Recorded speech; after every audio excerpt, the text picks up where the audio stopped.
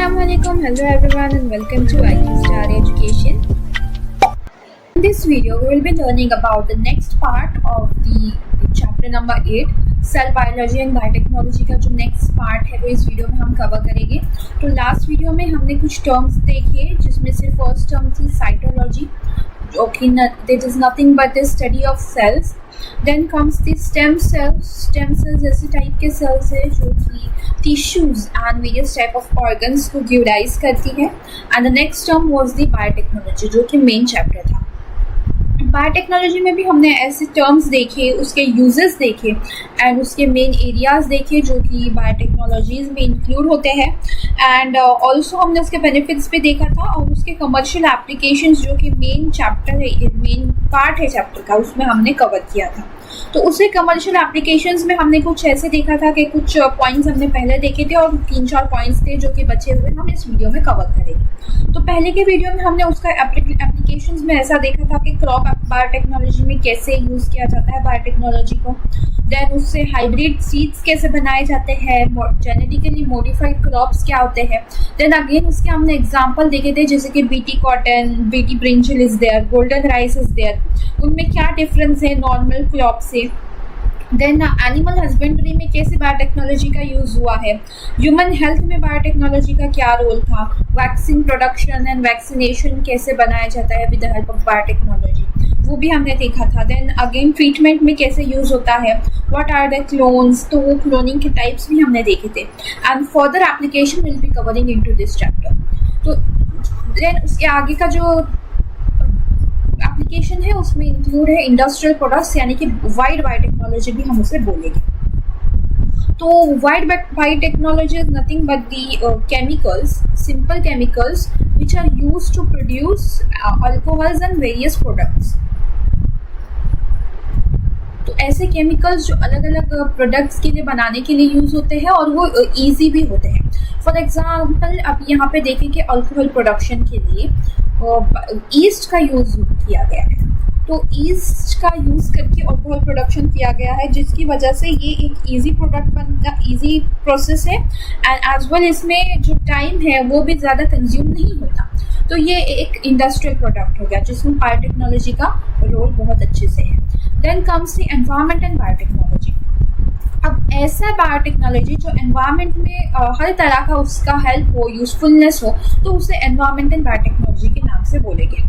तो अब जो बायोटेक्नोलॉजी है तो उसके हेल्प से एनवायरनमेंट में कोई भी रिलेटेड प्रॉब्लम हो उसका सॉल्यूशन और हेल्प करने के लिए बायोटेक्नोलॉजी का यूज़ किया जाता है। अब बहुत सारे टेक्निक्स आ गए हैं जिसकी वजह से एनवायरनमेंट का जो रोल, एनवायरनमेंट में जो प्रॉब्लम्स है उसे सॉल्व कर सकते हैं। फॉर एग्जांपल माइक्रोब्स का यूज़ करके हम अलग अलग प्रोडक्ट्स बना सकते हैं जिसके वजह से हम वेस्ट प्रोडक्शन जो है उसे कम कर सकते हैं। एज वेल एज जो सीवेज वेस्ट होता है या कोई वेस्ट होता है उसको हम कैसे रीयूज़ करें, तो वो भी बायोटेक्नोलॉजी के हेल्प से it is possible to do. Then comes plastic pollution is there. Plastic का रोल हम कैसे कम कर सकते हैं, डिग्रेडेबल प्लास्टिक भी आजकल बनाए जाते हैं। सो ये सब पॉसिबल है सिर्फ और सिर्फ बायोटेक्नोलॉजी के थ्रू। तो एनवायरनमेंट का कोई भी प्रॉब्लम हो उसके सोल्यूशन को फाइंड करने के लिए बायोटेक्नोलॉजी का बहुत बड़ा हाथ होता है। अब ऐसे भी चीज़ें हैं, न्यू टर्म्स आ रहे हैं बायोटेक्नोलॉजी के थ्रू, जैसे बायो रेमिडिएशन हो गया, बायो पेस्टिसाइड्स हो गए, बायो फर्टिलाइजर्स हो गए। तो ये एक न्यू कंसेप्ट है जो कि बायोटेक्नोलॉजी के थ्रू इंट्रोड्यूस हो रहे हैं। कैसे माइक्रोब्स को यूज़ करके पेस्टिसाइड्स बना सकते हैं, ये भी एक न्यू टर्म्स होगी जिसके थ्रू कोई भी साइड इफेक्ट ना हो। तो ये सब एनवायरनमेंट एंड बायोटेक्नोलॉजी का रोल होता है। Then comes food biotechnology. अब कोई भी ऐसी बायोटेक्नोलॉजी जिसके थ्रू फूड बनता हो, फूड प्रोडक्शन होता हो, उसे फूड बायोटेक्नोलॉजी बोलेंगे। मैंने स्टार्टिंग में ही आपको एक एग्जांपल बताया था about the production of the yogurt production हो गया हो या चीज़ प्रोडक्शन हो गया हो, तो उसमें बायोटेक्नोलॉजी का बहुत बड़ा रोल होता है।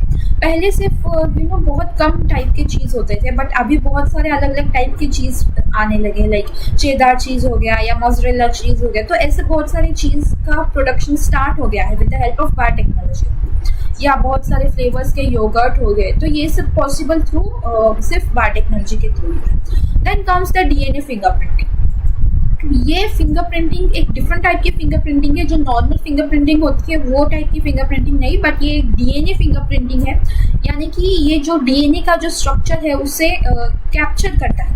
अब हर एक का डीएनए का स्ट्रक्चर यूनिक होता है और वही उसे उसकी आइडेंटिटी देता है, और वो आइडेंटिटी हर एक की अलग अलग होती है और उसी को नोट करके रखा जाता है। इन केस ऑफ क्रिमिनल को फाइंड करने के लिए डीएनए फिंगरप्रिंटिंग का यूज़ बहुत अच्छे से होता है, या फिर किसी लॉस्ट चाइल्ड को फाइंड करने के लिए उनके पेरेंट्स का और चाइल्ड का डीएनए का स्ट्रक्चर देखा जाता है। तो यही उनको मैच कराता है और उससे जो चीज़ है वो पता चलती है, आइडेंटिटी है वो पता चलती है। तो इसका बहुत यूज़ आजकल हो रहा है डीएनए फिंगरप्रिंटिंग का। तो ये कुछ ऐसे एप्लीकेशंस थे जो कि बायोटेक्नोलॉजी में बहुत यूज़फुल थे।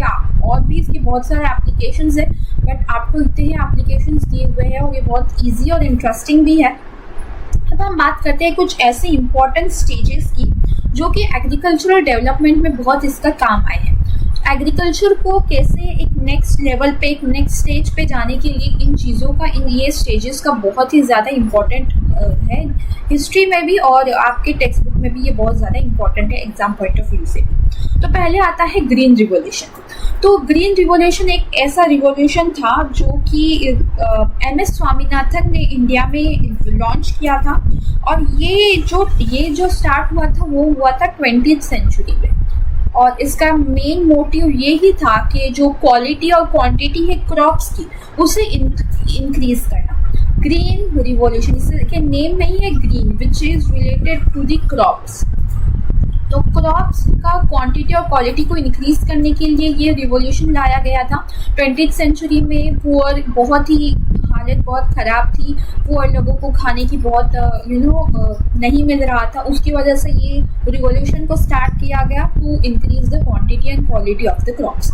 अब जैसे ग्रीन रिवॉल्यूशन है वैसे वाइट रिवॉल्यूशन भी है, एंड जैसे ग्रीन रिवॉल्यूशन क्रॉप्स के लिए है, white revolution is related with the milk products.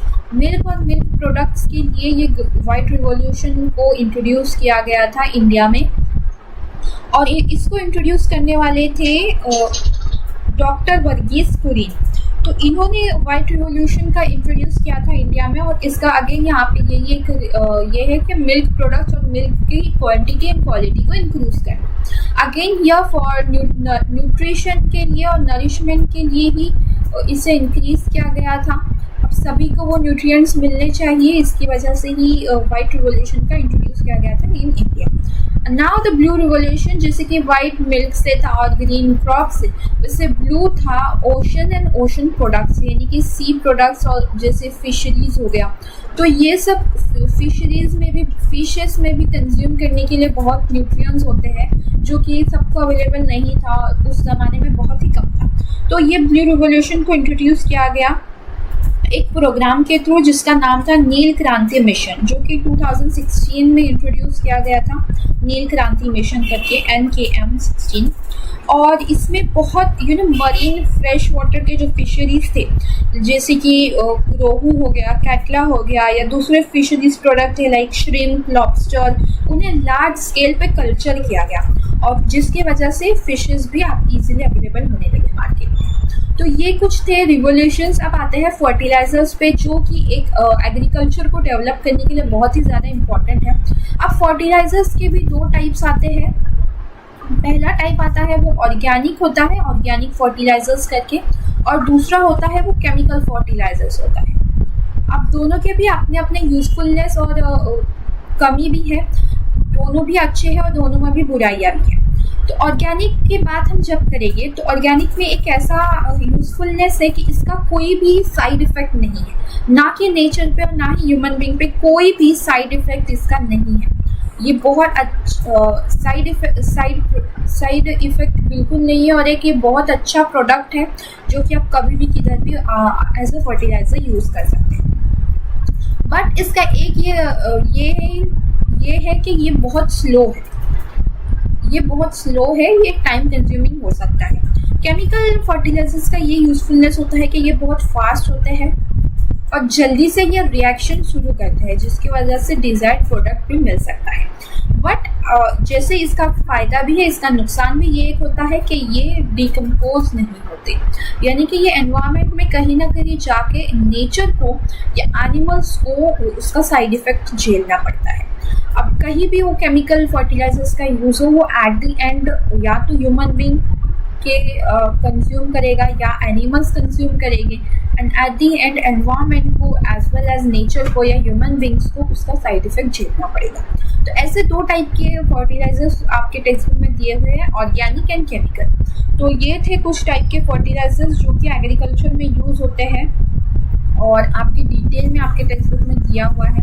तो इसी तरह से जो बायोटेक्नोलॉजी जो है वो एनवायरनमेंट में as well as human being को अच्छे से यूज़ करने के लिए दी गई है, बट एट दी एंड कहीं ना कहीं बायोटेक्नोलॉजी को रुकना ही पड़ेगा। तो ये होती है बायोटेक्नोलॉजी का चैप्टर, जो कि बहुत ही ईजी था, अच्छा था, इंटरेस्टिंग था। I hope you all understood the chapter. Exam tip number 7. Having a hard time memorizing? Read it 10 times, say it 10 times and write it 10 times. If you like the video, hit the like button, share and subscribe for more such amazing educational videos.